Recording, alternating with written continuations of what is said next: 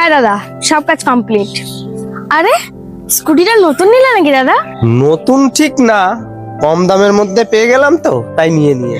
আমি অনেকদিন ধরে ভাবছি দাদা একটা স্কুটি নেব, হচ্ছেই না। তা কত দিয়ে নিলে এটা? ওই 30,000 মতো পড়লো, বুঝলি তো। মাত্র 30,000 টাকা? কি বলছো দাদা, এত সুন্দর গাড়ি 30,000 টাকা পেয়ে গেছো? দাদা কিছু মনে না করলে আমি একটা কথা বলি, আমি তোমাকে 30,000 টাকা দেবো, তুমি আমাকে এই স্কুটিটা দিয়ে দেবে? নিবি বলছিস? নে তাইলে।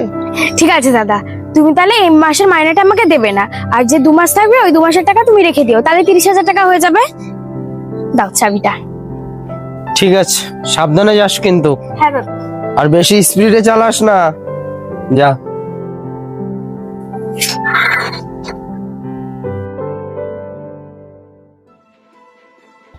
ওটা আমার গাড়ি না?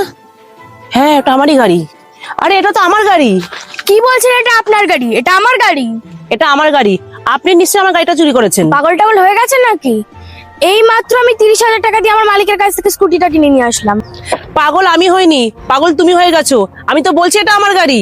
স্কুটিটা যে আপনার, প্রমাণ করে দেখান। আর যদি প্রমাণ না করতে পারেন, যান পুলিশের কাছে গিয়ে FIR করে আসুন। পুলিশ? পুলিশের কাছে গেলে চলবে না, তাহলে আমার সব টাকাগুলোই হাতছাড়া হয়ে যাবে। কিছু একটা করতে হবে। এই তো আমার কাছে 40,000 টাকা আছে, এই টাকাটা ওকে দিয়ে ওর থেকে আমি স্কুটিটা কিনে নিই। আচ্ছা বলছিলাম কি, শুনুন। বলুন। আমার না গাড়িটা খুব আর্জেন্ট দরকার। আমি যদি তোমাকে 40,000 টাকা দিই, তুমি কি গাড়িটা আমাকে দেবে? আচ্ছা ঠিক আছে, আপনি 40,000 টাকা দিয়ে এই গাড়িটা নিয়ে নিন। আমি তো একটা ভালো স্কুটি পেয়েই যাবো এই দামে। এ নিন চাবিটা। আসলাম তাহলে।